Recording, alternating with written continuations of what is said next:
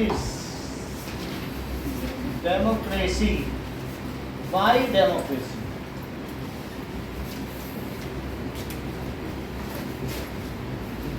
लोकतंत्र क्यों होना चाहिए? रिपब्लिक का क्या मीनिंग है दिव्या?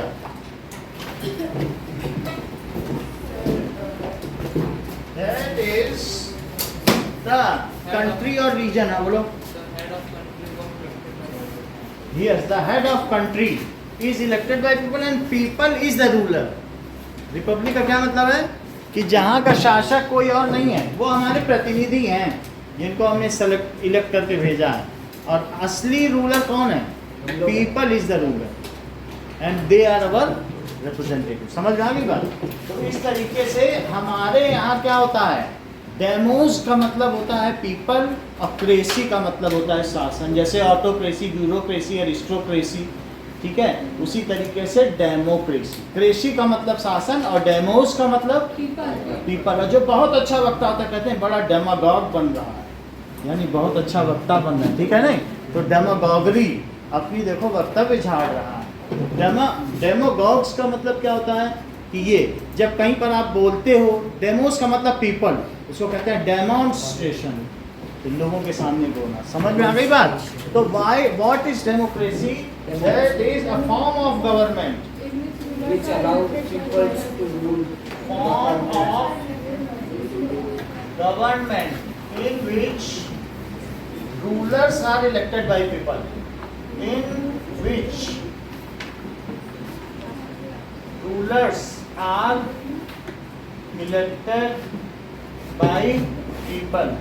ऐसी कई जगह है जहाँ पर रूलर इलेक्टेड बाय पीपल है, लेकिन वहाँ ट्रू डेमोक्रेसी नहीं है। तो क्या चीज़ किसी भी नेशन को ट्रू डेमोक्रेसी बनाती है और क्या चीज़ नहीं बनाती? तो इसका मतलब है कि people after certain interval of time people should get a chance to change their decision and can select other meaningful representative. ये नहीं कि एक ही पार्टी में चुनवा रहे हैं, तो we can change our decision, हमें ये अधिकार होना चाहिए, तब तो मीनिंगफुल डेमोक्रेसी है। The process of voting and counting should be in a fair, जहाँ वोटिंग हो रही हो और जो काउंटिंग हो वो सब कैसा होना चाहिए? And there should be multi party system, कोई कंपल्सन नहीं होना चाहिए। बात समझ में आई? तो अब जरा देखो, नाउ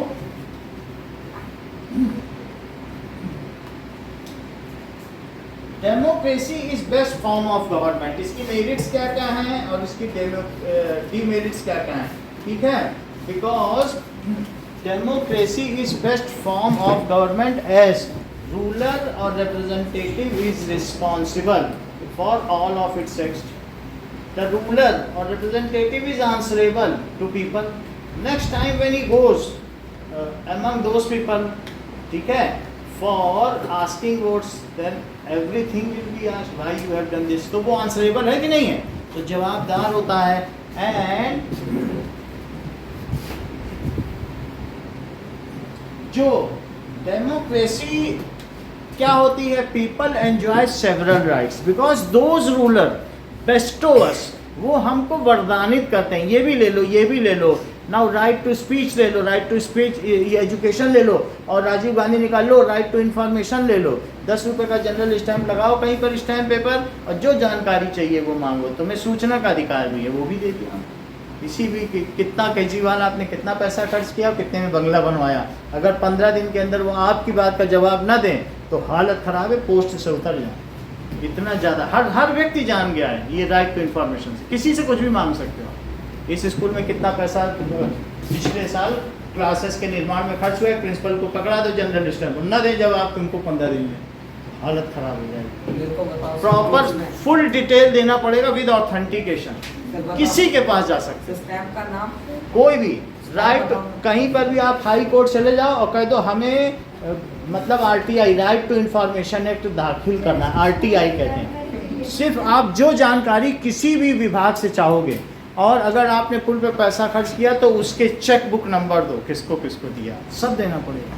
तभी तो सब भेद खुल रहे हैं, क्योंकि जो गड़बड़ी की है लोगों ने ये आरटीआई के तहत ही खुल रहे हैं। रजिस्टर कहाँ करनी है? राइट टू इन्फॉर्मेशन, आरटीआई का क्या मतलब है? राइट टू इन्फॉर्मेशन, जो जानकारी किसी भी विभाग से जानना चाहो कि भाई ये मेरा रिजर्वेशन नहीं कि हम 1.5 घंटे लाइन में खड़े रहे, बताओ जरा कि एक दिन में कितने रिजर्वेशन होते हैं और ये व्यक्ति कितना करता है, निकाल के दिखाओ, 15 दिन में सूचना आ जाएगी। ये तो दिन में 70 ही करता है, 70 कितने पैसे ले रहा है। सर देना किसे ये चीज़ आप सबमिट कर दो, कहीं पर भी कोर्ट में सबमिट कर दो, कोर्ट के थ्रू जाएगा, उसे कोर्ट को जवाब देना पड़ेगा, कोर्ट के थ्रू आपके पास। तो आपको कुछ नहीं करना है, यहाँ हाई कोर्ट है, वहीं पर सबमिट कर दो, उससे सूचना पहुंच जाएगी, आपको पता चल जाएगा पहुंच गई है, 10 दिन के अंदर कुछ भी किया जा सकता है। सो ये आपका अधिकार है कि आप किससे पढ़ रहे हो, इसके ऊपर कितने बार FIR हुआ, इसने कितने बार बच्चों को मारा है, सब अधिकार निकलवा लो। तो ऐसे ऐसे मैथ्स के टीचर हैं कि 5-5 बार FIR हो चुका है। ठीक है, नाउ डेमोक्रेसी इज, देखो democracy is based on consultation before voting. Many people discuss, उसे देना चाहिए, उसे देना चाहिए। आप देखते हो टीवी पे न्यूज़ ही न्यूज़, डिबेट ही डिबेट चला करता है। और in non democratic form of government there is no right for people to vote, वो they can not elect their representative. आपको मालूम है कि विश्व की ओनली 30% पॉपुलेशन अंडर डेमोक्रेसी है, जिसमें से 19% पॉपुलेशन हमारे भारत की है। And India is showing true form of democracy. इसके बाद फॉलोड बाई अमेरिका की है, क्योंकि अमेरिका में भी डेमोक्रेसी है, बट वहाँ जो अलग अलग स्टेट्स हैं ना, वो ज़्यादा पावरफुल हैं, उनकी अपनी अपनी। जैसे हमारे यहाँ आपको मालूम है चुनाव आयोग है, तो डिफरेंट स्टेट की, कैलिफोर्निया का अलग चुनाव आयोग है। तो क्लिंटन जीतने वाले थे, धांधली करके उसने जो बाइडन को जिता दिया। कैलिफोर्निया नहीं चाहता था क्लिंटन आए, उसने कहा डालो फर्जी वोट। ये भी होता है। तो ट्रू फॉर्म ऑफ डेमोक्रेसी में वास्तव में क्या होना चाहिए, एक इलेक्शन कमीशन होना चाहिए, बहुत सारे नहीं होने चाहिए। बहुत सारे होंगे तो क्या होगा बोलो, बहुत सारी पुलिस होगी। अभी हमारे यहाँ 1 नेशन 1 पुलिस का भी सिस्टम आने वाला है, कि जैसे कहीं कहीं की पुलिस होती है वो चीफ मिनिस्टर के कहने पे काम करती है। वेस्ट बंगाल में देखो कितने लोग मारे जा रहे हैं, तो वो कि चीफ मिनिस्टर हटा देगी, पोस्टिंग कर देगी। अगर सेंटर के अधीन हो तो क्या ये सब हो सकेगा, नहीं हो सकेगा। तो इसलिए ये सब होना चाहिए। तो डेमोक्रेसी में क्या होगा, we consult each other and people are more awaken for their rights. हम जागृत हैं, हम we are more aware for our rights. नहीं, हमारा राइट लिया जा रहा है, हमें ये अधिकार दो तभी वोट देंगे। हमको मालूम है कि हमारे वोट सही बनोगे, तो हम उस वोट के लिए सोचते हैं कि ये देगा जब भी वोट इसको, ठीक है, चाहे भले ही एक वोट से कुछ ना होता, लेकिन हम ये सोचते हैं नहीं वोट इसको नहीं देगा। होता है कि नहीं? वहाँ तो लाखों वोट पड़ते हैं, पर हम अपने वोट के लिए बहुत जागृत रहते हैं कि नहीं देने जाना है। आपको मालूम होगा 80 ईयर्स 85 ईयर्स के लोग गोद पे बैठ के जाते हैं कंधे पे, सिर्फ किस लिए, वोट के लिए। सो डेमोक्रेसी के फीचर्स क्या हैं, देखो फीचर्स ऑफ डेमोक्रेसी।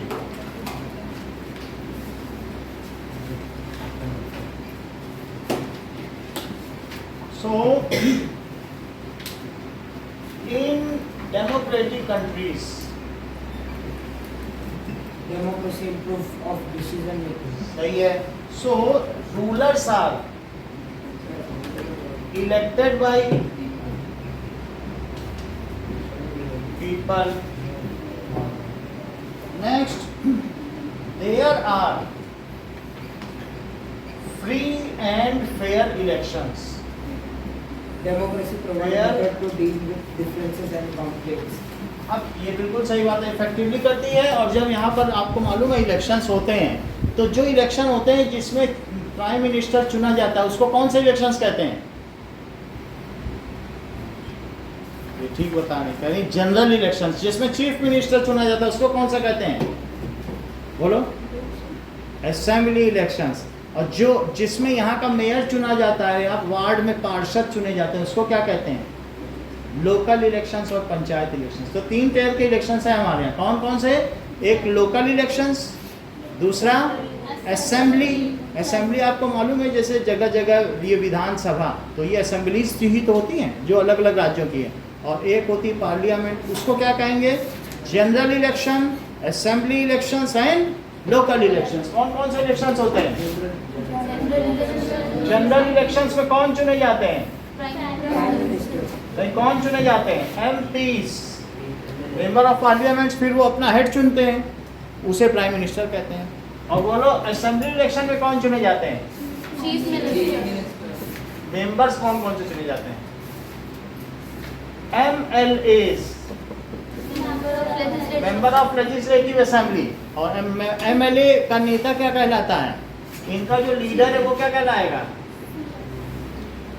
CM, और इसका जो लीडर होगा विनिंग पार्टी का वो PM हो जाएगा। और एक यहाँ पर क्या होगा बोलो? लोकल इलेक्शन में कौन चुने जाते हैं? मेयर नहीं चुना जाता है, दैट इज पार्षद या वार्ड मेंबर। पार्षद भी चुने जाते हैं और वार्ड मेंबर, गांव में कौन चुने जाते हैं? उसी को एक ही नाम है, और सरपंच, ठीक है। और फिर उनका जो हेड है, देख लो, पार्षद का हेड क्या कहलाएगा? मेयर। इसका हेड क्या कहलाएगा बोलो? मेयर। और इनका ग्राम प्रधान। तो देखो, जोधपुर का तो यहाँ का वार्ड का पार्षद है दयाराम भाटी। अब वो मेयर का नाम हमको पता नहीं है, लेकिन वो बहुत एक्टिव है कि अगली बार भी उसको वोट मिल गया। तो अब ये देखो, इतनी बात समझ में आ गई लोकल इलेक्शंस। तो दूसरी चीज़ हमने क्या बताई? देयर शुड बी, जब यहाँ पर इलेक्शन होते हैं तो 91 कंट्रीज के सर्वेयर आते हैं कि 150 करोड़ लोगों की यहाँ पर इलेक्शन हो रही, वोटिंग हो रही है, कहीं कोई धांधली नहीं। सीखो यहाँ से, PhD करने आते हैं सीखने के लिए, क्योंकि सब जगह धांधली है, मार काट है, लेकिन इंडिया में आराम से कैसे हो जा रहा है? तो 91 कंट्रीज़ के PhD करने वाले सर्वे लिख लिख के जाते हैं, ऐसे हुआ वैसे हुआ। तो आप समझ गए कितना बड़ा हम लोग का ये काम है, जो इलेक्शन प्रोसीजर है। फ्री एंड फेयर इलेक्शंस होते हैं फीचर्स में, डेमोक्रेसी का ये फीचर है। Election offers a choice and fair opportunity to people to change the correct rulers. Election offers, ठीक है, अपॉर्चुनिटी टू ईच कंटेस्टिंग, जो ईच कंटेस्टेंट है ना, कुछ लोग अलग अलग इलेक्टोरल से, इलेक्टोरेट से वो करते हैं कंपटीशन। ये वेस्ट बंगाल की तरह नहीं कि ठीक है तुमने नॉमिनेशन किया, घर से निकलोगे गोली मार देंगे, बाहर ही खड़े हैं, तो उसको प्रचार ही नहीं करने दे रहे, और कईयों को मार ही दिया है। आपको मालूम है 13 ऐसे लोग मार दिए गए वहाँ के ग्राम पंचायत के चुनाव में, और पहले भी 381 बीजेपी वालों को मार दिया। क्या ऐसा होना चाहिए? 381 को मार दिया ममता सरकार ने, घर घर पे जाके बम गिरवाया। तो वो चीज़ ठीक नहीं है। तो ऐसे में बोलो, क्या कोई फ्रीली अपना वो चुनाव प्रचार कर पाएगा? So there should be equal chance for contesting election. और दूसरी चीज़ क्या होनी चाहिए कि free and fair chance for casting votes. आज आप कल मालूम है उसमें से पर्ची निकलने लगी, जब आप बटन दबाओगे तो वहाँ पर देखते हैं कि तुम अच्छा है, ला पर्ची दिखाओ, और देखते हैं अगर तुमने TMC तृणमूल कांग्रेस के अलावा किसी को दिया तो लाठी मार मार के वहीं पे दबा देंगे, तृणमूल के अलावा किसी को। ये हो रहा है, समझ में आ गई ना बात आपको? तो क्या ये इलेक्शन जिसमें वोटर्स को वोटिंग राइट्स ठीक से नहीं मिल रहा है और कंटेस्ट करने वाले को घर से नहीं निकलने को मिल रहा है, वो सब के सब 12 लोग वहाँ पर अपने BJP ऑफिस में, कांग्रेस के ऑफिस में छुप के बैठे थे कि हमारे ऊपर हमला ना हो। 13 दिन से, अभी की बात है, पिछले हफ्ते न्यूज़ तो आ रही थी। तो आप देख रहे हैं ऐसा नहीं होना चाहिए। हाँ, जीता कौन? जीता तो ममता जीत गई, और किसी की हिम्मत नहीं थी कि काउंटिंग में भी कुछ गड़बड़ी बोले, हाँ सब ठीक हो रहा है, जान सबको कह रही है ना। सो दैट इज, फिर राज्यपाल वहाँ बोलने गए अमित शाह के पास कि ये सब गड़बड़ हो रहा है, इन राष्ट्रपति शासन लगाओ। तो लगेगा तो लगेगा, तो इसी की बात। तो elections offers opportunity to each contestant, ठीक है, टू फाइट इलेक्शन, यानी इलेक्शन लड़ सके, ठीक है। और democracy is better than other form of government because वो मेरिट में आ जाएगा। फाइट, अभी मेरिट और डिमेरिट अलग अलग लिखेंगे। Free and fair election. अब जरा देखो कि एक और फीचर है, here is freedom of expression. आपके पास फ्रीडम ऑफ अपनी भावनाओं को व्यक्त करने का अधिकार है, फ्रीडम ऑफ स्पीच है, और इसके अलावा वी एंजॉय फंडामेंटल राइट्स। ऐसा इतने राइट्स और कहीं नहीं है जहाँ डेमोक्रेटिक कंट्री में। सो जहाँ डेमोक्रेसी है वहाँ क्या होगा? There is freedom of expression and people enjoy fundamental rights, तो उनको सारे अधिकार मिलते हैं, मूलभूत अधिकार, फंडामेंटल राइट। ये क्वेश्चन जरूर आएगा कि डेमोक्रेसी क्या है, उसके फीचर क्या है, ठीक है। The opposition parties are allowed to function freely before and after elections. ऐसा नहीं होता है कि जो जीत जाए वो पाकिस्तान में क्या किया इमरान खान ने, सब वो मार्शल मैन भेज के भी अपोजिशन को तोड़वाया, घर पे जाकर तोड़ा, तो वहाँ पे जितने भी थे सबके घर जा के खूब लाठियाँ मारी। फिर उसने बोला अच्छा तुमने हमें तोड़वाया। शहबाज शरीफ फिर जब मरे कोई नहीं, लेकिन खूब हाथ पैर टूट गए, फिर उन्होंने उसको गिरा दिया, किसको, इमरान खान की सरकार को गिरा दिया, और फिर जेल भेज दिया, गोलियां भी चलवा दी, अब कहो फांसी भी लगने वाली। तो ये ऐसा होना चाहिए क्या कि तुम विपक्षी को मारो, विपक्षी तुमको मारे। So before and after election the opposition party must act freely and without pressure, है ना। ऐसा तो नहीं होना चाहिए कि पुलिस तुम्हारे साथ है तो CBI तुम्हारे साथ है तो हमारे खिलाफ तुम चार्जशीट दायर करो। तो इस तरीके से डेमोक्रेसी में क्या होता है, बिफोर दैट इज, और एक ऐसे वहाँ पर आपने देखा मेक्सिको में PRI थी, people's republic party of India, वो पता नहीं कितने 40 साल से जीते जा रही थी, तो वहाँ फेयर इलेक्शन ही कभी नहीं हुआ।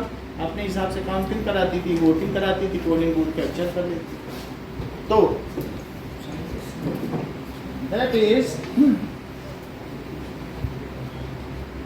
Opposition parties are allowed to function freely before and after election, before and election। नहीं तो अभी क्या करे, बीजेपी कांग्रेस को दबाए और फिर कांग्रेस जीत जाए तो बीजेपी को दबाए, ऐसे तो सब अपोजिशन ही खत्म हो जाएगा, फिर दूसरा पोजीशन रह नहीं जाएगा, क्योंकि वो सबको अंदर डाल दे, कहाँ रह गया पोजीशन। तो ऐसे में फिर डेमोक्रेसी का मतलब नहीं है, ठीक है। इतने सारे एलिगेशंस हैं, 20 लाख करोड़ रुपए का एलिगेशन है बच्चे सभी विपक्षी दलों पर कि उन्होंने करप्ट हैं, इतना पैसा खाया है स्विस बैंक के जमा, उन लोगों ने डिटेल भी दे दिए हैं। लेकिन मोदी सरकार इसलिए नहीं अरेस्ट कर रही है क्योंकि भारत बदनाम हो जाएगा कि तुम सबको जेल में डाल देते हो अपने अपोजिशन। छोटे छोटे लोगों को जिन्होंने थोड़ा थोड़ा खाया उसको तो कर रही है, लेकिन जो बड़े मुंह वाले हैं वो सब बचे सिर्फ इसलिए कि डेमोक्रेसी का नाम है।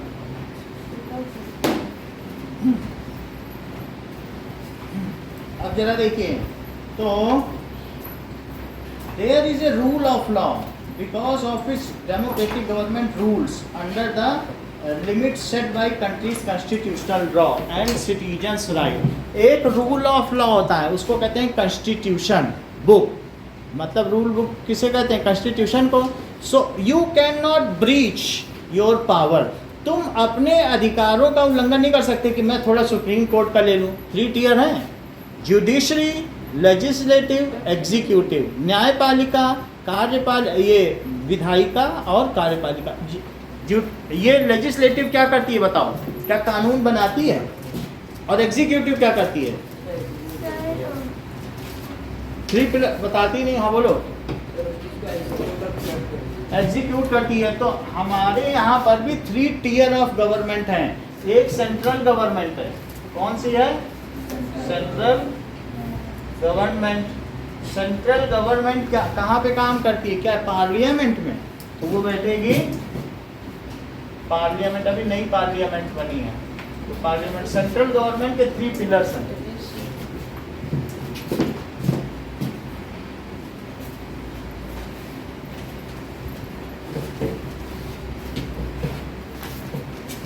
तो 3 कौन कौन से हैं देखो, एक बताया लेजिस्लेटिव, और दूसरा क्या है एग्जीक्यूटिव, और तीसरा क्या है judiciary.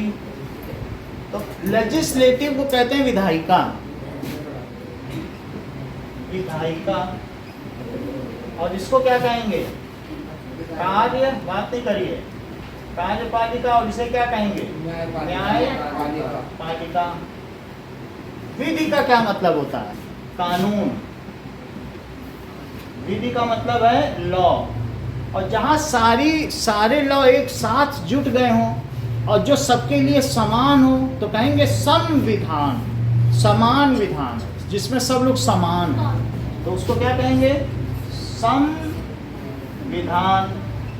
That is law, all are equal. सम का मतलब समझते हो ना, समान।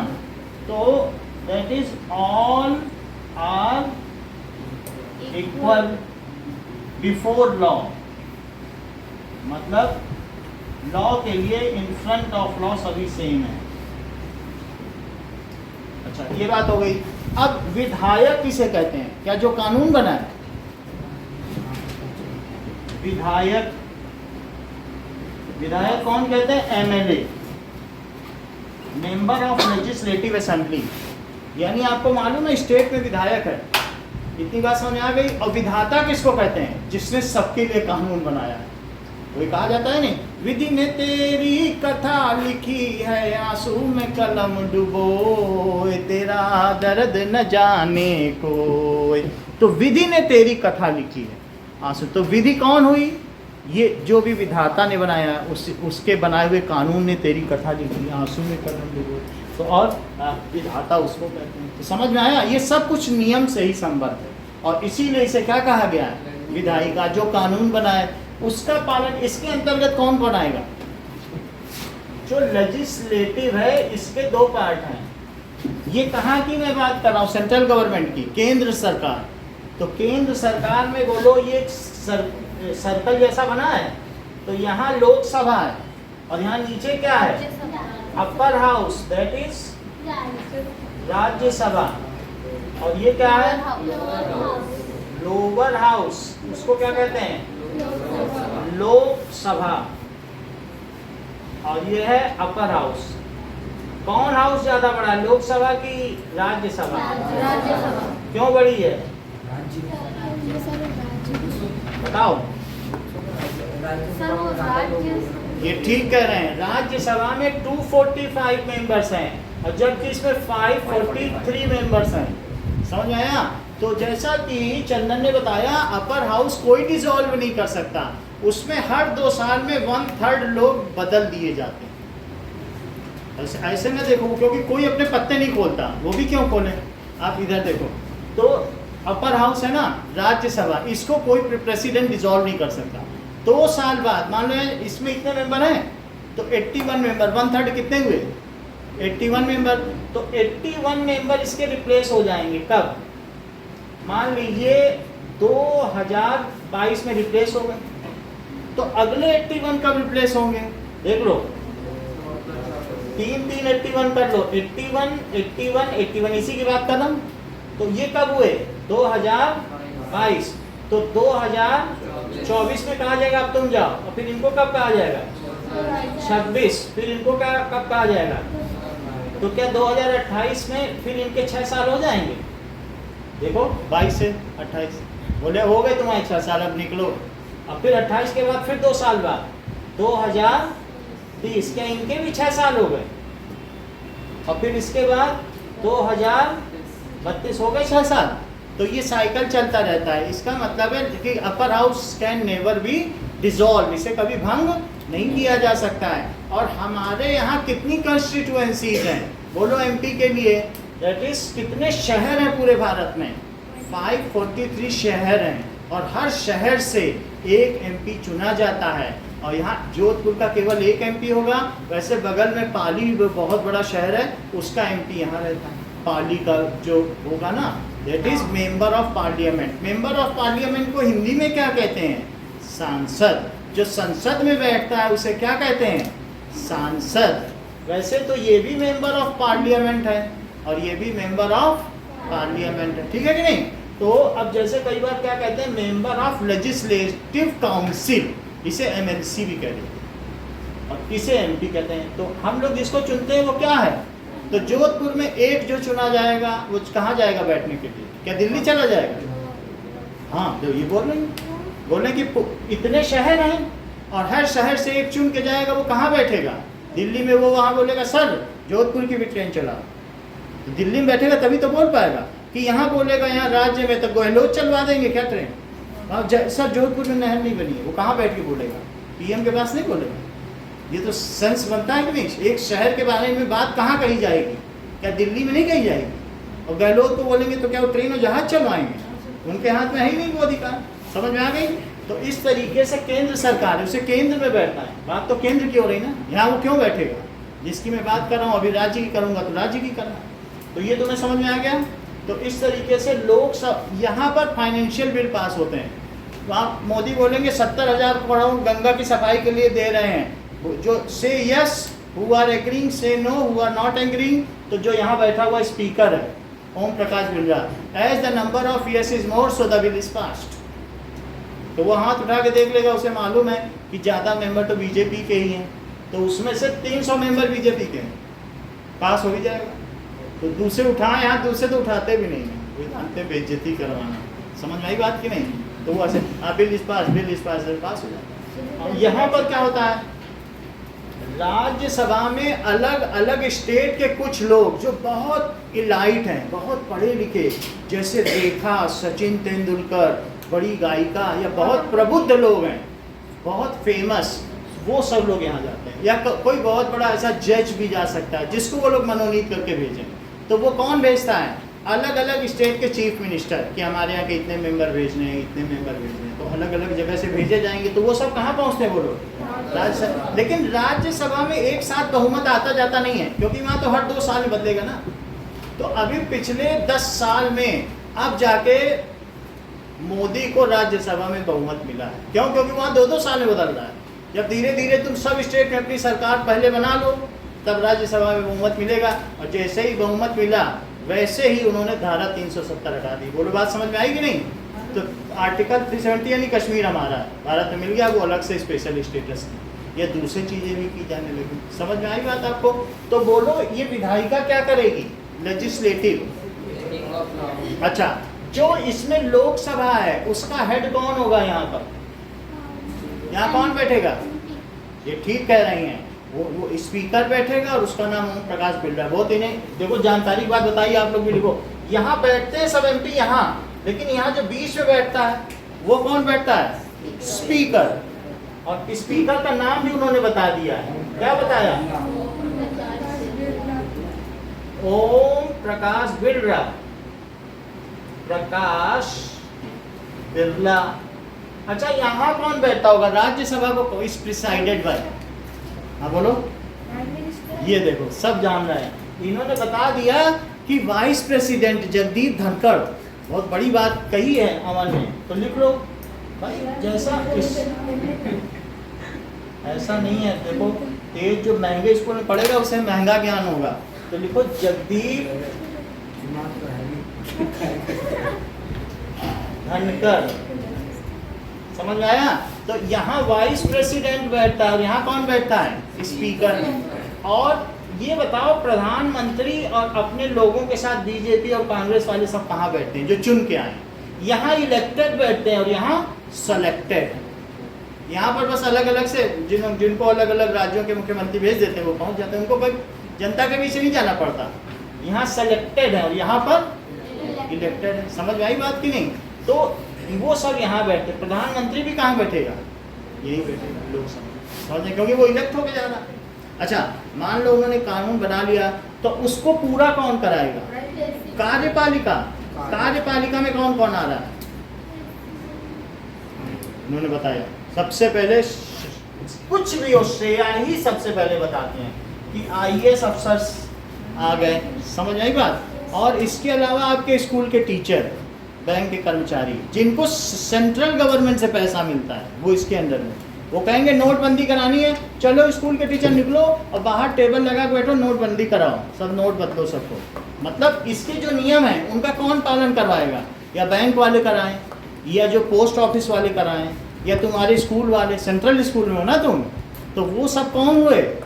ये एग्जीक्यूटिव हुए, जो किसी चीज़ को एग्जीक्यूट कर रहे हैं, जो किसी कार्य का निष्पादन कर रहे हैं। निष्पादन तो समझते हो ना, एग्जीक्यूशन। तो यहाँ कौन कौन आएगा? सेंट्रल गवर्नमेंट वर्कर्स, जो सेंट्रल गवर्नमेंट के कर्मचारी, केंद्र सरकार के कर्मचारी।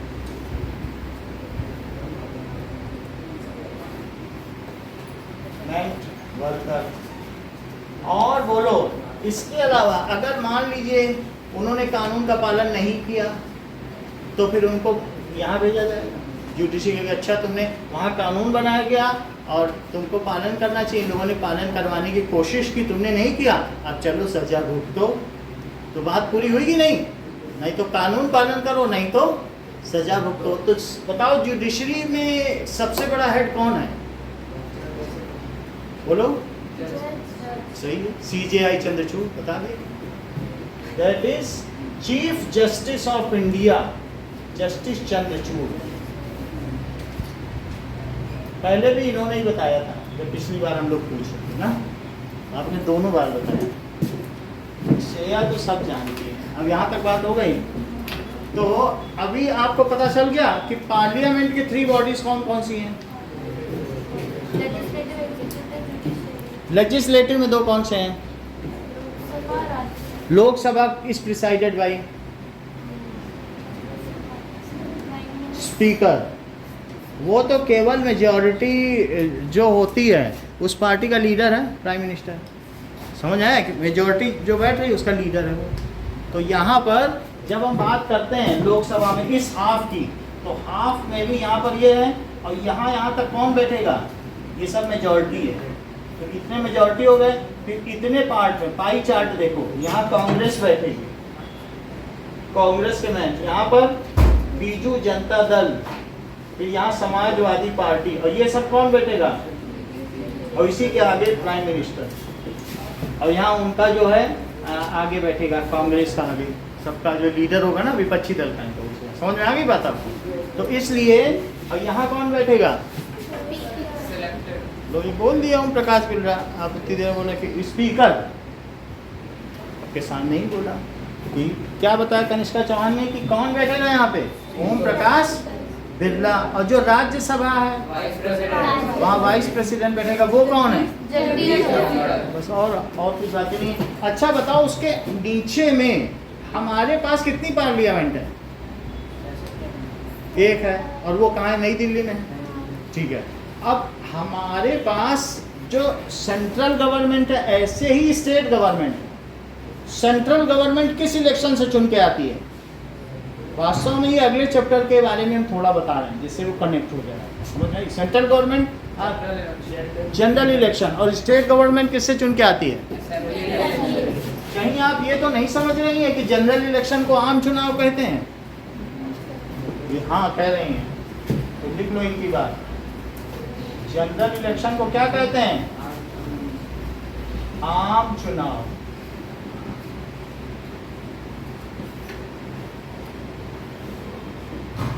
ठीक है, अब जरा देखो दूसरी चीज बोलो, सेंट्रल गवर्नमेंट के अंदर कौन है? ये देखिए, तो एक है सेंट्रल गवर्नमेंट, उसके अंदर में बहुत सारी क्या होंगी? असेंबली गवर्नमेंट, असेंबली गवर्नमेंट्स, तो वो 29 स्टेट्स की होंगी, अलग अलग स्टेट्स को उनकी असेंबली गवर्नमेंट 28 स्टेट्स की होंगी। चलो अब जरा देखो असेंबली गवर्नमेंट के अंदर में क्या होगा? बोलो। लोकल गवर्नमेंट, इसके अंदर में कौन होगा? Local government. ये मुझे बताओ, सेंट्रल गवर्नमेंट कहाँ बैठेगी? न्यू दिल्ली में। और बोलो, ये पूरे देश का प्रतिनिधित्व करेगी, ये फाइनेंशियल मैटर पे काम करेगी, और ये क्या विदेशी मुद्दों पर भी काम करेगी। एक विदेश मंत्री भी होगा, फॉरेन पॉलिसीज बनाएगी, उसमें स्टेट वाला तो नहीं जाएगा। ये कहाँ बैठेगी? हमारे यहाँ की असेंबली गवर्नमेंट। कहाँ बैठ रही है? वो बता दी, जयपुर। और कौन बैठ रहा है जयपुर में? स्टेट की कैपिटल में बैठती है। बोलो। अशोक गहलोत। यहाँ किसकी गवर्नमेंट इस समय काम कर रही है? बीजेपी। यहाँ किसकी कर रही है? अशोक गहलोत कांग्रेस कहेंगे नहीं। तो यहाँ पर काम, ये यहाँ पर जो होगा चीफ मिनिस्टर इसका हेड होगा, और जो भी हो, और इसका कौन होता है? वैसे कहने को प्राइम मिनिस्टर कह रहा है, लेकिन वो सिर्फ लोकसभा का ही है, पूरे का थोड़ी ना है कि नहीं। और उसमें भी 3 टियर हैं। एक 3 पिलर्स ऑफ डेमोक्रेसी। 3 पिलर समझते हो? और ये चीज क्या होता है ट्रेन में, ये 3 टियर है क्या? तो सबसे ऊपर में कौन आएगा? सेंट्रल गवर्नमेंट, फिर स्टेट गवर्नमेंट और फिर लोकल गवर्नमेंट, जो बाहर झाड़ू पोछा लगाते हैं हमारे सड़कों पे, वो लोकल गवर्नमेंट है कि नहीं? तो वो उनमें देखेंगे और उनको झाड़ू पोछा पार्षद लगवाता है। लगाओ ठीक से झाड़ू, दिखता है कि नहीं तैयार? रोज झाड़ू लगाते। अब चलो लोकल गवर्नमेंट हो गई। अभी हम यहाँ पर हैं, किस पर हैं? असेंबली गवर्नमेंट के 3 पिलर्स कौन कौन से हैं बोलो?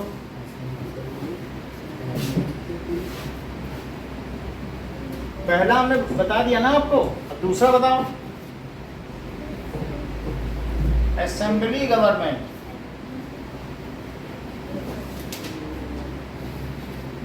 सर हाँ फैन ठीक है चलिए। तो असेंबली गवर्नमेंट को क्या कहते हैं? राज्य सरकार। उनको क्या कहते हैं? जैसे उनको वैसे कह रहे हैं, और इनको कहते हैं राज्य सरकार। इनके पास असीमित अधिकार है। गहलोत चाहे जो करने, समझो यहाँ का राजा है गहलोत, वो चाहे चाइनीज कंपनी को बोला बस भ्रष्टाचार नहीं करना है, भ्रष्टाचार करेगा तो सीबीआई पकड़ ले जाएगी, अदरवाइज जो मर्जी सो करे, जितना खजाना है सब खाली कर दो, कोई कुछ नहीं बोल सकता। पीएम भी नहीं बोल सकता है। केंद्र राज्यों के मामले में केंद्र हस्तक्षेप नहीं कर सकता, चाहे वे अपने राज्य को डुबो दें चाहे उबार लें, कुछ नहीं कर सकता। वो तो उसके हाथ में पूछ सकता है, हमने चुना है, क्योंकि वही यहाँ की संस्कृति की रक्षा करेगा, जो चाहे सो करे।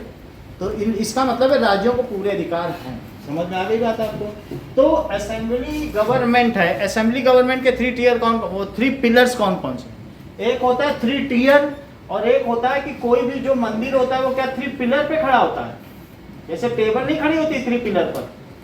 तो 3 पिलर कौन कौन से हैं बोलो? विधायिका, कार्यपालिका, न्यायपालिका। क्या वहां भी वही थी? क्या यहाँ भी यही होगी? और क्या यहाँ भी यही होगी? वो तीनों जगह यही होगी। तो बोलो असेंबली गवर्नमेंट के 3 पार्ट कौन कौन से हैं? That is legislative, executive और judiciary। अच्छा, अब ये जो लेजिस्लेटिव है, इसमें यहाँ भी एक राउंड बिल्डिंग मिलेगी। कहाँ पे मिलेगी वो बोलो? जयपुर में मिलेगी। उसके 2 पार्ट कौन कौन से होंगे बोलो? विधान सभा और विधान परिषद। तो एक होता है विधान सभा, तो दैट इज लेजिस्लेटिव असेंबली। विधानसभा का दूसरा नाम क्या है? और बोलो विधान परिषद का? असेंबली बड़ी होती है कि काउंसिल? काउंसिल बड़ी होती है। काउंसिल में विद्वान लोग होते हैं, और असेंबली में लालू छाप होते हैं।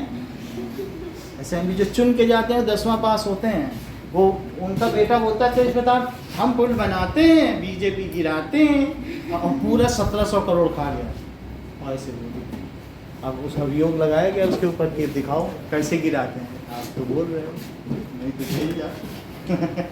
तो ये समझिए, लेजिस्लेटिव में 2 पार्ट आपको बताएं। इसमें भी लोअर हाउस अपर हाउस होता होगा। लोअर हाउस का नाम बताओ। लोकसभा से क्या लेना? क्या सभी पूरे भारत का कर रहे क्या? अपर हाउस बोलो। हमने बताया था कि ये सही बता दी, ये कितना अच्छा बताया। बोले इन्होंने कहा कि सर विधान परिषद बोलिए, कहाँ आप राज्यसभा बोले जा रहे हैं? और इन्होंने कहा इसे विधानसभा बोलिए। बहुत बड़ी बात है। कह रहे हैं कि वहां का मत देखिए सर, वो तो अलग कैडर हो गया। यहाँ क्या लिखिए बोलिए? विधान सभा, विधान परिषद। परिषद को क्या कहते हैं? Legislative council. और इसके मेंबर को क्या कहेंगे? अच्छा, इसे लिख लो legislative assembly, legislative assembly, MLC, member of legislative council. इसे क्या कहेंगे? और इसको क्या कहेंगे? मेंबर ऑफ लेजिस्लेटिव, तो क्या बोलेंगे? MLA, तो बता देना। एमएलए, एमएलए का कार्यकाल कितना होगा और इसका कितना होगा? और इसका नीचे वाले का?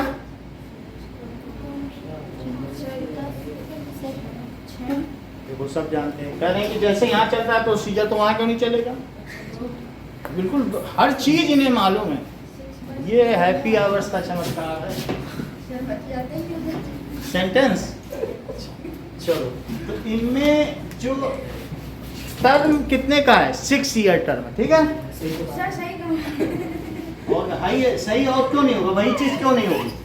इसका कितना होगा? 5 ईयर्स। भाई आपको जब एक चीज बता दी गई तो वही रूल तो चलेगा, कोई अलग अलग रूल चलेगा क्या? ये लोअर हाउस, इसमें भी कितना है?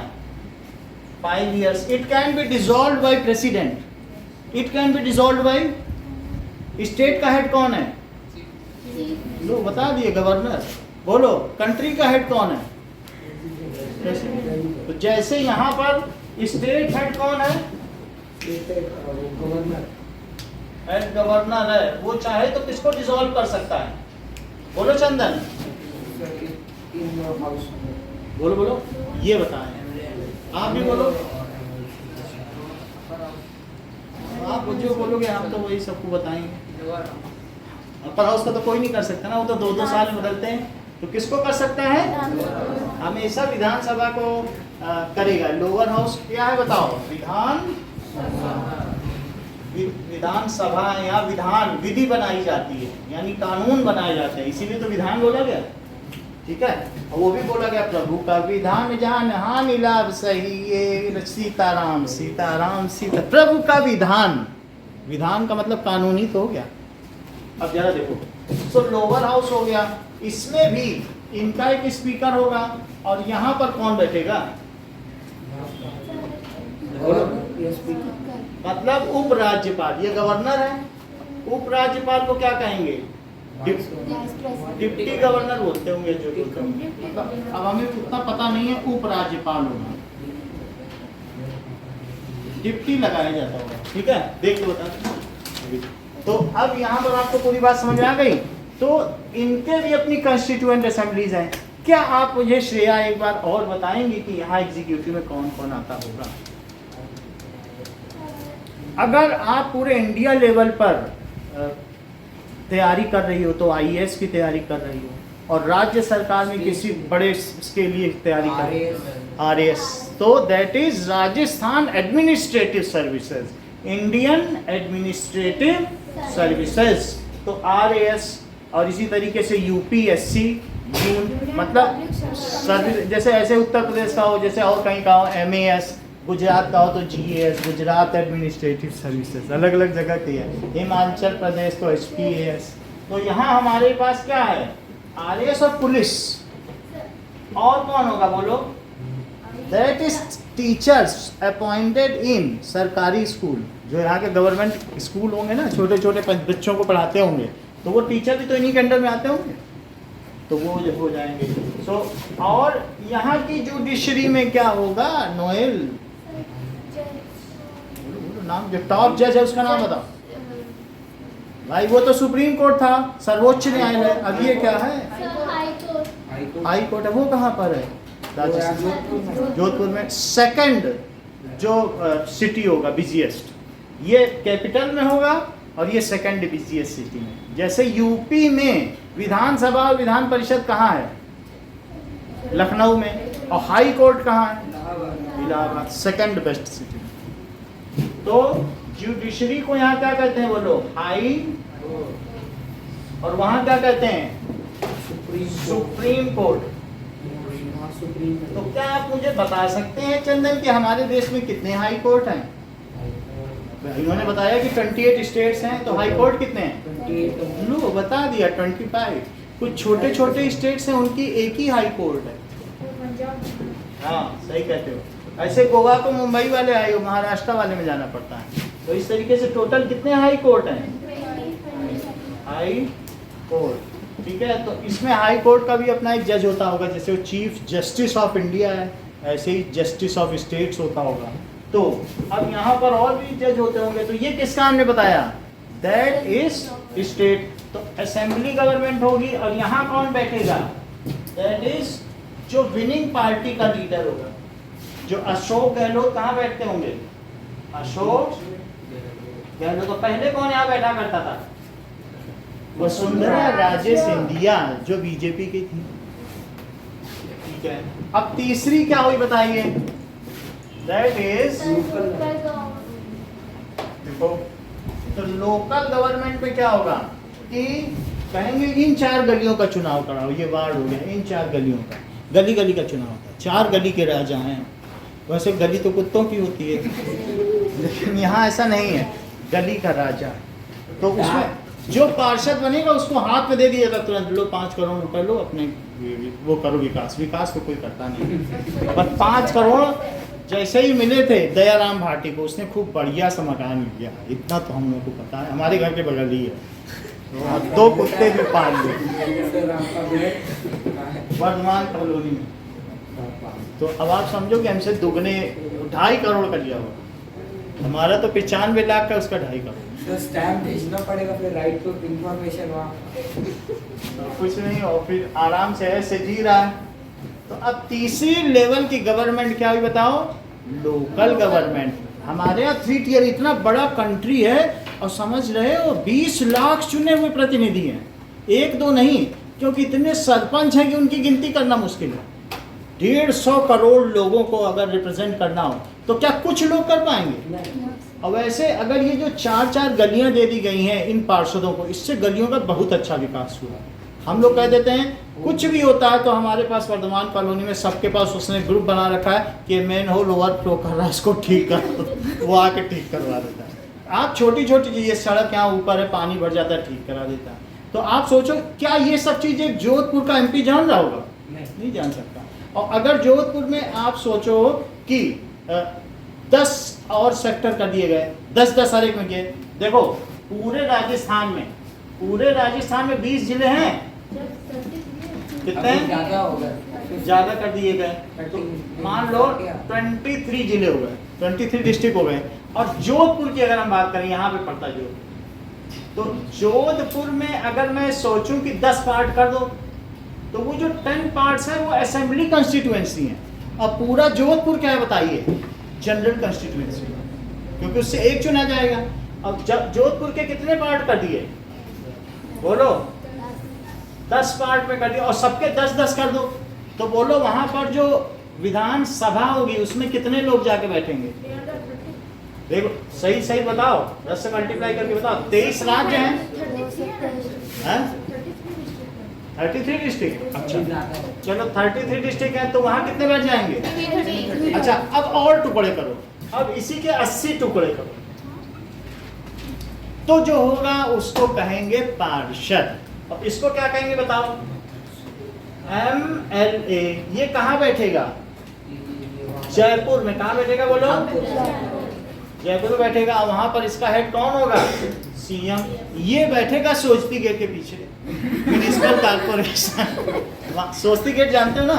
एक बड़ा सा गेट बना है पत्थर का, आगे चलने पर तो वहाँ पीछे म्युनिसिपल कॉर्पोरेशन, जैसे जोधपुर नगर महापालिका, तो वहाँ बैठेगा। वहाँ पर सबकी अटेंडेंस होगी, झाड़ू पोछा वाले की, यस सर। वहाँ देखेगा चलो अपने काम पे चलो, ओके सर, ये होता है। ओके। तो ये 80 हैं, समझ लो पार्षद है। इनको क्या कहते हैं? पार्षद। और अगर गांव हुआ तो इनको सरपंच कहेंगे। क्या कहेंगे? सरपंच। अच्छा सरपंच जो है वो ग्राम परिषद में बैठेगा। कहाँ बैठेगा? और ये बैठेगा नगर महापालिका में। कहाँ बैठेगा? Municipal corporation. समझ में आई? तो या JDA वर्ड सुना है? Jodhpur development authority. JDA word हर जगह लिखा है, जहाँ कुछ भी पत्थर लिखता है तो ये लिखा जाता है कि नहीं? ऐसे अलग अलग राज्यों का होता है। तो ये बैठेगा म्युनिसिपल कॉर्पोरेशन। और ये कहाँ बैठेंगे बोलो? ग्राम परिषद में। और परिषद में इनका ग्राम प्रधान होगा, और इनका हेड कौन होगा? मेयर। इनका हेड कौन है बोलो? पार्षद 80 हैं और उनका एक हेड है, वो कौन है? मेयर सबसे ज्यादा पैसे वाला है, कहेगा हमको मेयर चुन लो, सबको 10-10 लाख रुपए देंगे, वो सबसे ज्यादा पैसा। और लड़ाई किसके किसके बीच है, क्योंकि जिला बोलो जो जिले का अधिकारी है वो कौन था, RAS। जब तुमने राज्य सरकार की वो दी थी तो तुम्हें बोला गया जाओ जोधपुर चलाओ, जोधपुर तुम्हारे अंडर में, तुम चाहो 10 दिन की छुट्टी कर दो। जिलाधिकारी लिखता है, जिलाधिकारी ने लिखा 5 दिन छुट्टी रहेगी, 2 दिन हाई कोर्ट बंद रहेगा, 3 दिन ये बंद रहेगा, जिलाधिकारी। और ये भी एक टॉप है क्योंकि इसके अंडर में भी बहुत सारे झाड़ू पोछा वाले हैं। तो अब इन दोनों में क्लैश है, कहेगा कि हमारी बात यहाँ मानी जाएगी, वहाँ हमारी बात मानी जाएगी। जब ये पहुँचेगा वो पहुँचेगा तो टशन होता है। तो किसके किसके बीच होगा, that is DM, district magistrate. वहीं बगल में डिस्ट्रिक्ट मजिस्ट्रेट का भी न्यायालय होगा, उच्च न्यायालय में होता है। वैसे DM कहाँ बैठेगा, तो DM का एक अलग ही हाउस है, तो वहाँ डिस्ट्रिक्ट मजिस्ट्रेट छोटे मोटे झगड़ों का तो वही निपटारा कर देता है, मजिस्ट्रेट ही नाम है उसका, वो एक मजिस्ट्रेट है, समझो। तो डिस्ट्रिक्ट मजिस्ट्रेट का मतलब है जिला अधिकारी, समझ में आया। तो RAS वाला कौन बनेगा, DM बनेगा, समझ में आ गई बात। तो जो RAS राजस्थान एडमिनिस्ट्रेटिव, अब ये आपने समझ लिया एग्जीक्यूटिव में कौन कौन होगा, जुडिशरी समझ ली। अब बात करो किसकी, लोकल गवर्नमेंट की। तो 3 टियर है, जैसे राजीव गांधी का सपना था कि भारत में पंचायती राज आ जाए, तो उन्होंने ये काम 1984 में जब वो 425 सीटें जीते, जरा सोच रहे हो कि 543 में 425 जीत गए, और बीजेपी 2 सीट चुन के गई थी, और उन्होंने बीजेपी की हंसी उड़ाई थी कि हम 2 हमारे 2। अटल बिहारी बिहार गए थे, और वो कैसे जीते थे राजीव गांधी, क्योंकि उनकी माँ की हत्या हो गई थी, तो सब लोगों ने इमोशनल होकर तो उनको वोट दिया। अब तीसरी चीज है कि पंचायती राज, दैट इज लोकल गवर्नमेंट। तो लोकल गवर्नमेंट किसके अंडर में होती है, एक होता है, इसमें देख लो कि जो काम करता है उसे कहेंगे एग्जीक्यूटिव, और एक होगा बोलो ज्यूडिशियरी। इसको कानून बनाने का अधिकार नहीं। अगर ऐसे सब लोग इतने यहीं के लोग ही कानून बनाने लग जाए तो कितने सारे कानून हो जाने, तो इसलिए वही कानून मानने पड़ते हैं। लेकिन एग्जीक्यूटिव इज प्रिसाइडेड बाय, 2 नाम बताओ किसके द्वारा, कोई नहीं बता रहे, अभी आप लोग सुनेंगे तभी ध्यान से बताएंगे। देखा, ये जो बता बोलना, या तो मेयर होगा, और ऊपर से देख के बताए होगे कि ग्राम प्रधान या मेयर, यहीं से देखे हो ना, हमें मालूम था, स्कूल में नहीं पढ़ाएगा ये बात। तो मेयर या ग्राम प्रधान, और इनके अंडर में कौन होंगे, पार्षद या कैसे उसने कहा सरपंच, सब तो नहीं बोल रहे, और लोग होते कहते झाड़ू झाड़ू वो क्यों कह रहा, तो वो तो आप देखो एक टैलेंटेड व्यक्ति में जो एलाइट पर्सन, सप्रांत में कैसा अंतर है, इस उनको मालूम है कि मेयर के अंडर में कौन है। देख लो मेयर के अंडर में कौन है, बताइए। लो उन्होंने कह दिया कि मेयर के अंडर में पार्षद है। कौन है, पार्षद। अगर आप ध्यान से सुनेंगे तो चंदन तभी आपको मिसगाइड कर पाएंगे। अब देखो, और जो ग्राम प्रधान है उसके अंडर में कौन है, सरपंच। अच्छा चंदन, जुडिशरी किसके द्वारा संभाली जाती है, लो बता दिया DM। कैसे, अभी हमने बताया था भाई, लेकिन मेमोराइज तो कर सके कि यहाँ का जो जिला का सत्र न्यायालय है, सेशन कोर्ट, किसने कौन देखता है, DM, और DM RAS है ना, राजस्थान एडमिनिस्ट्रेटिव सर्विस से ही तो चुन के गया है, तो दैट इज डिस्ट्रिक्ट मैजिस्ट्रेट। देखो जिला अधिकारी, उसने बोला क्यों बैठे हो यहाँ पे, जिलाधिकारी पहुंचा यहाँ पे, बोले हमारा एक मर गया गाड़ी से कट गया। अच्छा गाड़ी से कट गया, मर गया, लो 5 लाख का चेक लो, घर जाओ। बस इतना बड़ा बड़ा पावर है DM का, कोई पूछने नहीं आ रहा है, कह रहा है कि मर गया तब दे दिया। समझ में आई, बोलो अब तो नहीं बोलोगे कोई मारा, बोले कहाँ मारा, कोई नहीं मारा। सर किसी ने झूठ बोला है, सर झूठ बोले, झूठ बोले कौआ क्या झूठ तो बोलना ही नहीं।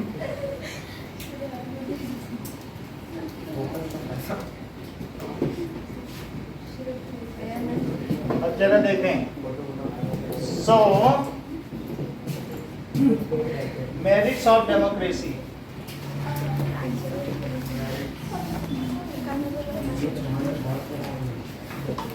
चलिए,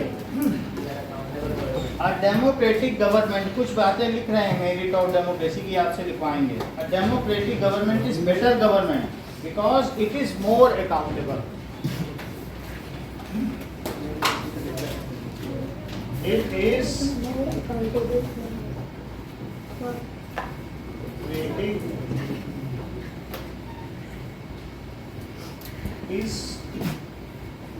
more accountable to people.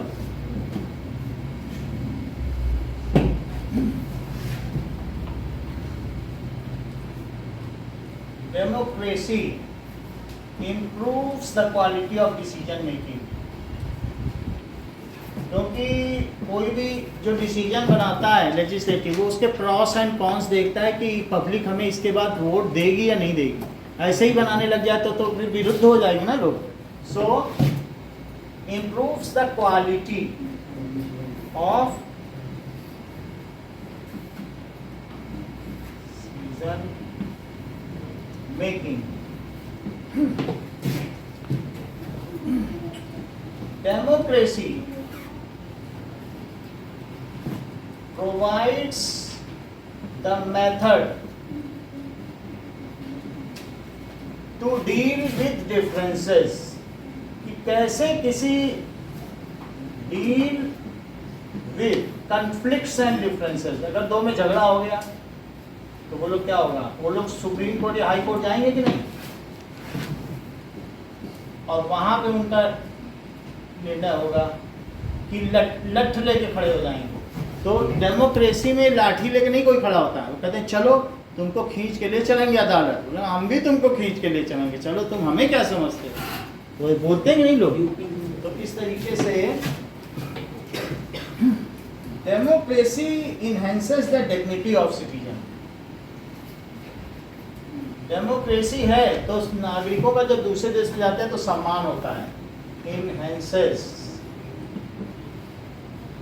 dignity of citizen. Democracy is better than any form of government. Is better than any form of government. As it gives chance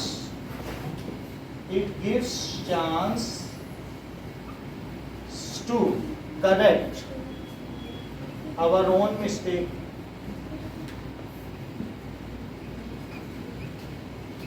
तो जो 3 कानून, कृषि कानून मोदी लाए थे, वो टीवी पे आके उन्होंने क्षमा मांगी थी सबसे कि नहीं कि हम ये गलत कानून लाए हैं, मैं इसे वापस लेता हूँ, जबकि वो पास हो गया था। तो भी उन्होंने देखा कि लोग इसका विरोध कर रहे हैं।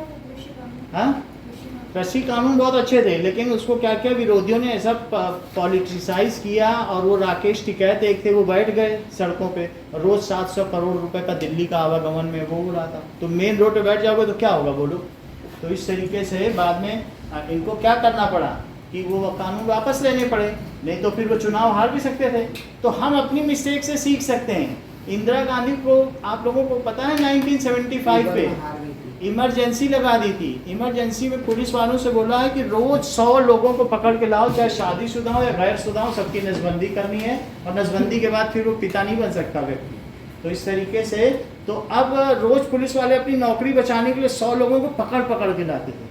तो लोगों ने बोला कि ऐसी इंदिरा गांधी को तो हम इमरजेंसी इसलिए क्योंकि अटल बिहारी वाजपेयी ने गांधी मैदान में उनके खिलाफ बोल दिया था कि ये भ्रष्ट सरकार है।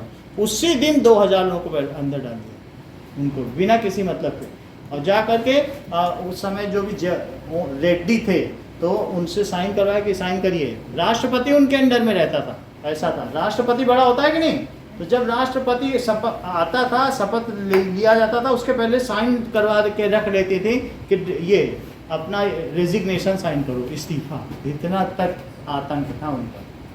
तो आपको मालूम है ना इंदिरा गांधी हैं एक डिक्टेटर थी, उनके बेटे संजय गांधी थे, तो उन्होंने जयपुर की राजकुमारी के ऐसे कंधे पे हाथ रख दिया। उन्होंने कहा ये क्या बदतमीजी है, क्योंकि राजकुमारी तो रॉयल होती हैं। तो वहाँ से वो वापस चले आए और पुलिस को भेजा, इनका जयपुर का किला तुड़वाया, आमेर का किला, और 6 दिन तक गाड़ियाँ, राजपथ पूरा हाईवे जाम कर दिया। 6 दिन तक सोने से लोड हो के गाड़ियाँ सेंटर तक पहुँचती। इस पे अभी पिक्चर भी बनी है।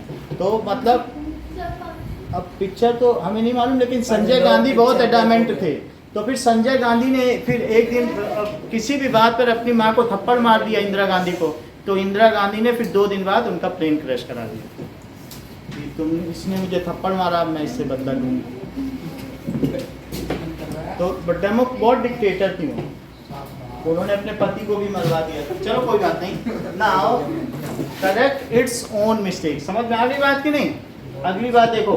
तो फिर जब फिर इंदिरा गांधी को कोई सीट ही नहीं मिली, अगले चुनाव में बुरी तरह हारी, सिर्फ उनको 20 सीट मिली, और कहाँ बहुत मिलती थी 400-400। फिर अगली बार जब आई तो उनकी सारी डिक्टेटरशिप ठंडी पड़ गई। तो बोलो इस तरीके से जो होते हैं एडामेंट लोग, उनको भी तो डेमोक्रेसी ठीक कर देती कि नहीं? चलो, so these are the merits of democracy. बोलिए, what are the merits of democracy? Democracy government is more accountable government. Democracy improves the quality of decision making. Democracy enhances the dignity of citizens. Receive मिल गई बेटा?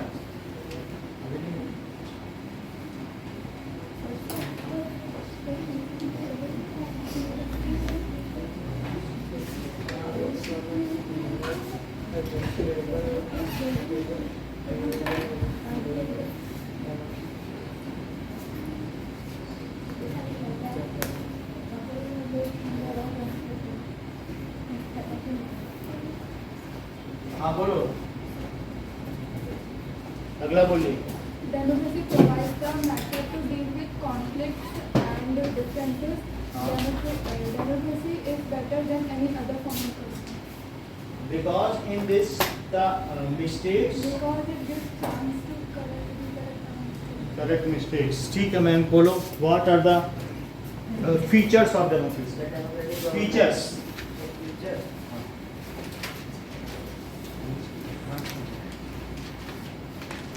एक बार हाँ, विषय बता सकते हो? Democratic countries elect the rulers. Sorry, democratic countries elect the ruler. Ruler are elected by the people.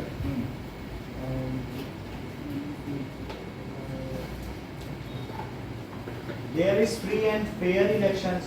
ठीक है? Election offer the opportunity to Equal opportunity to fight in election. हाँ, that is all contesting जो contestant है। अगला, opposition party can act freely before and after election. और बोलो, हाँ बोलिए सारे points।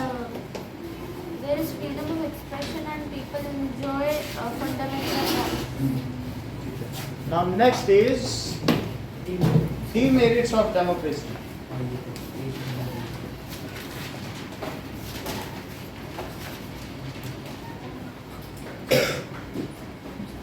So leaders keep changing in democracy. तो उससे क्या होगा बोलो? Instability of government. Changing in democracy, so they are less known about the problems of people, क्योंकि उन्हें मालूम नहीं कि कैसे चल रहा है सब system. So they are less known about current problems. उनको जो IAS पढ़ा देता है वही वो पढ़ लेते हैं।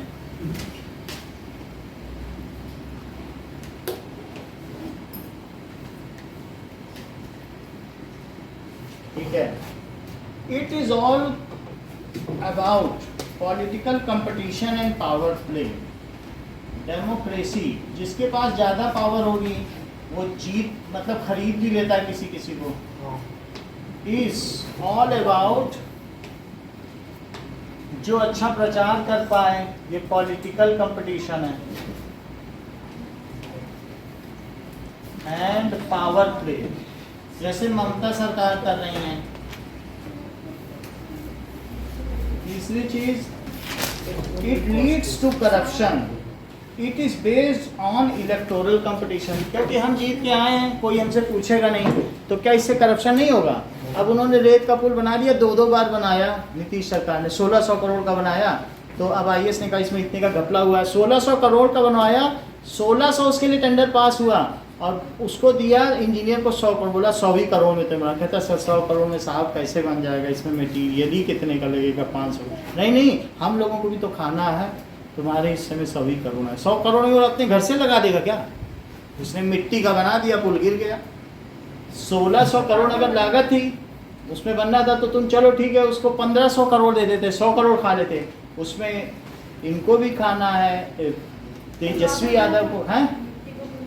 मिट्टी का मतलब है उसमें कुछ सीमेंट जैसा कुछ नहीं मिला है, रेत बालू जैसा बना दिया, तो उसमें है। अभी तो गिरा है 2 हफ्ते पहले, तो वो गिर गया बंद। पहली बार भी गिरा, दूसरी बार, 2 बार बना चुके हैं, तो वो पैसा ही नहीं दोगे तो कोई बनाएगा क्या? फिर पुल इंजीनियर घर से लगा देगा क्या? कहते नहीं इतने में हम इतना खाएंगे, 40% मेरा। तो वंस ये one political leader has gone to America, there he has seen what an amenity of the counterpart minister. यहाँ का कृषि मंत्री मतलब वहाँ गया, या कोई और ऐसे मंत्री था जो वहाँ गया, परिवहन मंत्री। What a beautiful mason!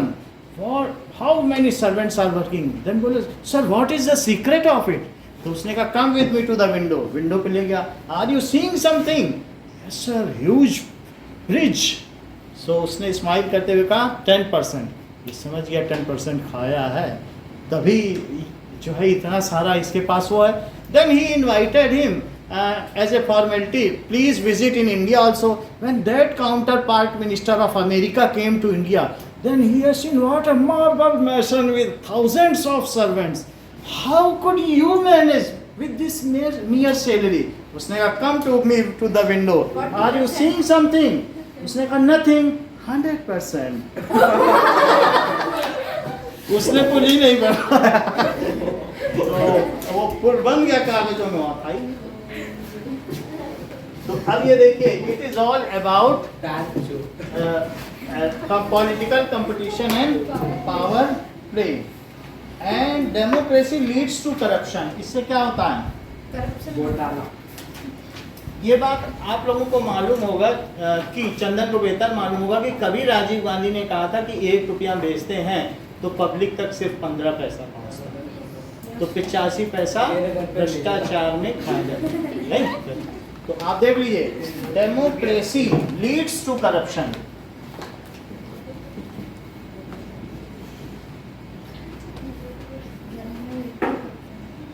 Okay, so democracy से करप्शन होता है। एंड अगली बात देखो, elected leaders do not know the best interest of people. कुछ लोग सोचते हैं वो वोट बैंक के चक्कर में रहते हैं। So elected leaders always think about vote bank and they do not know the best interest of people, कि किसमें लोगों का हित है।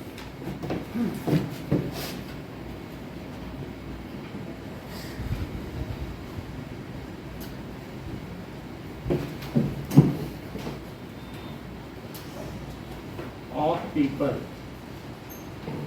चलो सुहाना 4 पॉइंट बोलो, बताइए। और एक और चीज है, in democracy the decisions are taken, ये slowly, it is slow decision making. अब जैसे तानाशाही की जो है ना, so decision making is a slow process. पहले यहाँ से पास होगा, फिर लोकसभा से पास होगा, फिर राष्ट्रपति के पास जाएगा, इतने अप्रूवल महीनों लग जाते हैं। और किम जोन तो एक ही दिन बोल देगा जो लाल कपड़ा पहन के मार डालो। तो इस तरीके से इन हाँ in democracy decision making process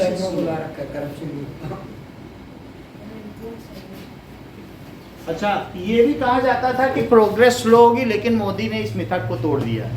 this myth has been dissolve. अब ये कि इंडिया ऐसे कैसे प्रोग्रेस कर रहा है, डेमोक्रेसी तो नहीं कर सकती इतना प्रोग्रेस।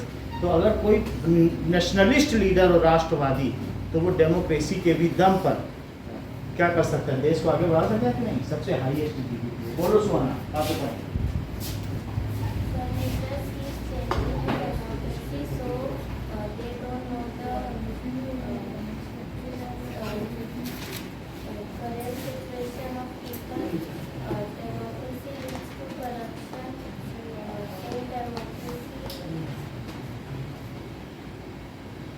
उनका ध्यान घड़ी में है। आप ही बताओ, कंटिन्यू करो उसके आगे, बोलो श्रेया,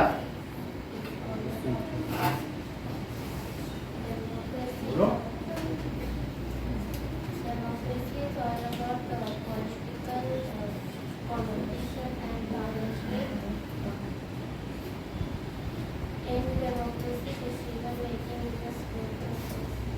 तीन पॉइंट हुए हैं, एक और बोलो। एक कौन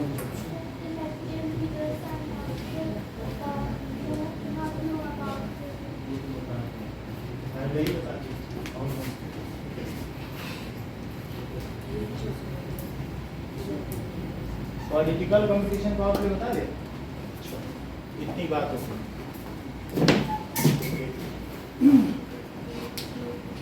इतना ही रखिए आज। हाँ जल्दी 5 मिनट, 5 मिनट, 5।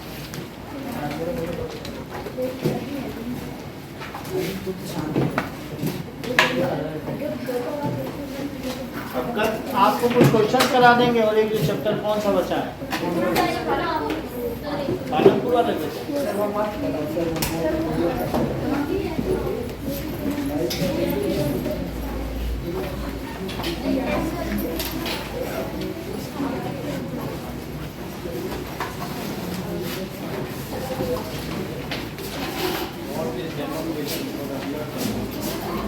कॉन्स्टिट्यूशनल डिजाइन भी आ रहा है।